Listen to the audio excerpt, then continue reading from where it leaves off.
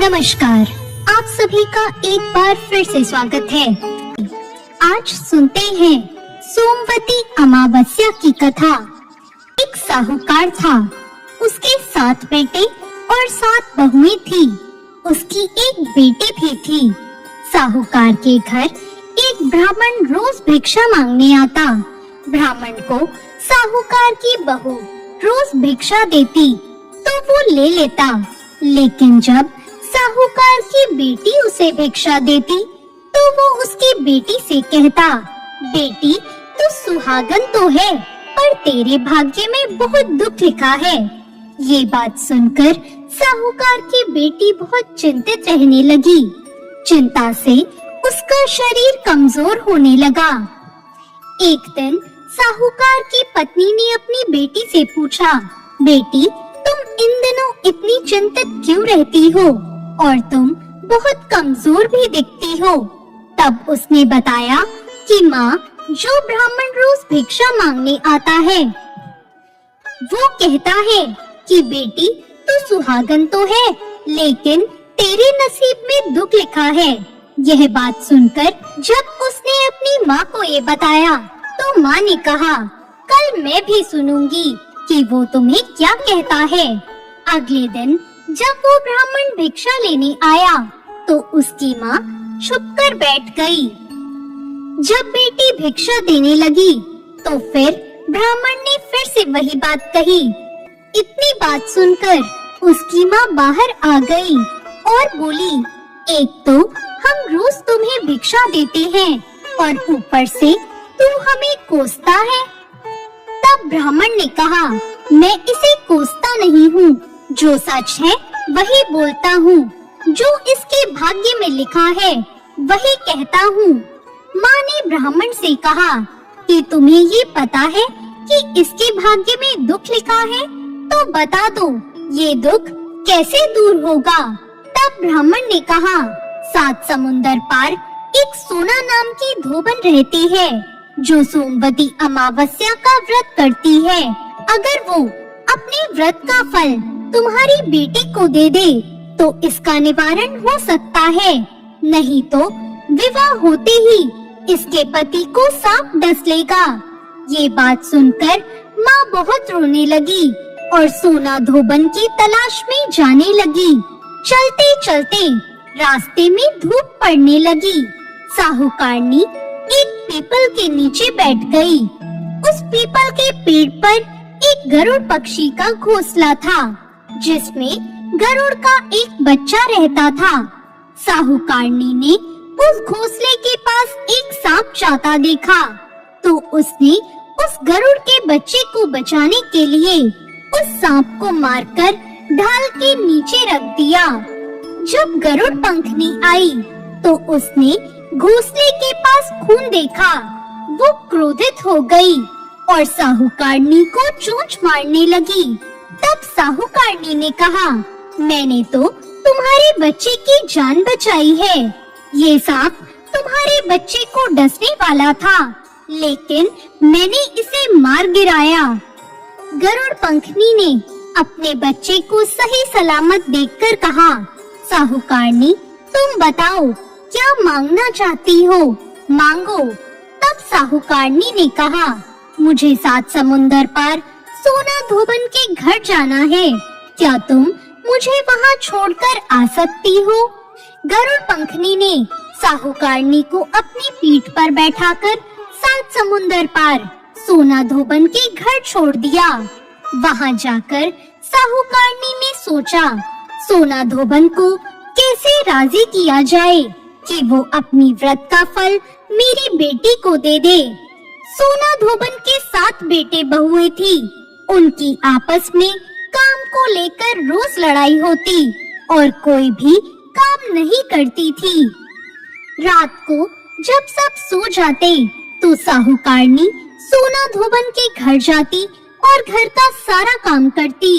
गायों को नहलाती, घर की सफाई करती, रसोई का काम करती, चौका बर्तन करती, आटा भी पीसती, कपड़े धोती, पानी भरती और दिन होने से पहले वहाँ से चली जाती। बहुएं सोचती ये सब काम कौन कर रहा है? लेकिन कभी एक दूसरे से उन्होंने कुछ नहीं पूछा। एक दिन धोबन ने कहा कि तुम आजकल काम को लेकर लड़ती नहीं हो और ठीक से काम भी कर रही हो। बहुओं ने कहा, सासू जी, काम तो हमें करना ही पड़ता है, चाहे हम लड़कर करें या राजी होकर करें। इसलिए लड़ाई का क्या फायदा? आजकल हम खुश होकर ही सारा काम कर लेते हैं। सोना धोबन ने सोचा कि आज देखा जाए कि कौन सी बहू काम करती है। ये देखने के लिए वो रात को सोई नहीं। उसने देखा रात को एक औरत आई और पूरे घर का काम करके जाने लगी। सोना धोबन ने कहा, तुम कौन हो और तुम्हें ऐसी क्या जरूरत है जो तुम इतना सारा काम हमारे यहाँ कर रही हो? साहूकारनी ने कहा, जरूरत है तभी तो मैं इतना काम कर रही हूँ। सोना धोबन ने पूछा, तुम्हें क्या चाहिए? साहूकारनी ने कहा, पहले मुझे वचन दो कि जो मैं कहूँगी वो मानोगी, तभी मैं बताऊंगी। सोना धोबन ने वचन देकर कहा, अब बताओ क्या चाहिए?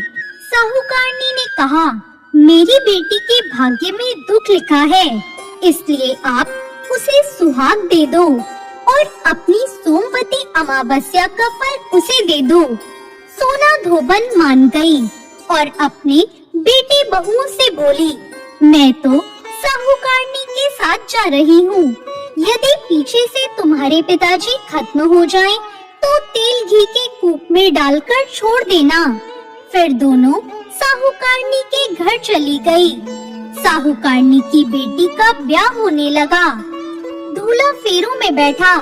सोना धोबन दूल्हे के घुटने के पास कच्चा करवा रखकर उसमें दूध डालकर और तात का तार लेकर बैठ गई। थोड़ी देर बाद सांप दूल्हे को डसने आया।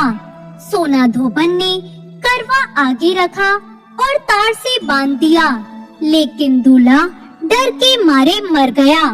तब सोना धोबन ने टीके से रोली निकाली और मांग से सिंदूर निकाला, आँख से काजल निकाला और मेहंदी निकालकर छोटी उंगली से छींटे मारे और बोली कि आज के दिन तक मैंने जितनी सोमवती अमावस्या करी, उनका फल साहूकार की बेटी को लग जाए और आगे मैं जो सोमवती अमावस्या करूं, वो मेरे परिवार को लगे। इतना कहते ही वो दूल्हा जीवित हो गया और सोमवती अमावस्या की जय जयकार करने लगा। जब सोना धोबन वापस जाने लगी, तब साहूकारनी बोली, तुमने मेरी जवाई को नया जीवन दान दिया है, इसलिए कुछ भी मांग सकती हो। वो बोली, मुझे कुछ नहीं चाहिए, सिर्फ एक हांडी दे दो। सोना धोबन हांडी लेकर घर चली जाती है। रास्ते में सोमवती अमावस्या आती है, तो वो हांडी की 108 परिक्रमा लगाकर उस हांडी को पीपल के पेड़ के नीचे गाड़कर अपने घर आ जाती है। घर आकर देखती है तो उसका पति मरा हुआ था और तेल और घी के रूप में पड़ा था। तब वो टीके में से रोली निकालती है, मांग से सिंदूर निकालती है, आँखों से काजल निकालती है और नाखून से मेहंदी निकालकर अपनी चिटकी उंगली से छींटे देती है और कहती है, मैंने जो रास्ते में सोमवती अमावस्या की है, उसका फल मेरे पति को लगे। इतना कहते ही उसका पति उठकर बैठ जाता है। उसके बाद उसके घर एक ब्राह्मण आता है और कहता है, सोमवती अमावस्या को मुझे दक्षिणा दीजिए। धोबन कहती है, सोमवती अमावस्या रास्ते में आई थी, इसलिए मैंने कुछ नहीं किया। जो भी किया वो सब पीपल के नीचे गाड़ दिया है। ज्योतिषी ब्राह्मण वहाँ जाकर खोद कर देखता है तो उसे 108 सोने के सिक्के मिलते हैं। ज्योतिषी ब्राह्मण सब घर ले आता है और कहता है, इतना कुछ किया है और बोल रही थी कुछ भी नहीं किया। सोना धोबन बोली, जो तुम्हारे भाग्य में था वही हुआ, इसलिए इन सभी सोने के सिक्कों को तुम ही ले जाओ। ब्राह्मण बोला, इसमें तो मेरा चौथा हिस्सा ही होता है, बाकी आपका जो मन हो वो दे देना। और उसने सारी नगरी में जाते जाते बोल दिया कि सब कोई सोमवती अमावस्या का व्रत कीजिए। हे सोमवती अमावस्या, जैसा साहूकार की बेटी को सुहाग दिया वैसा सबको देना। सोमवती अमावस्या की कहानी कहने वाले, सुनने वाले और हुंकार भरने वाले सभी पर सोमवती अमावस्या की कृपा बनी रहे। तो ये थी आज की व्रत कथा। आपको ये कथा कैसी लगी कमेंट करके जरूर बताएं और साथ ही मेरे चैनल को सब्सक्राइब करना ना भूलें। धन्यवाद।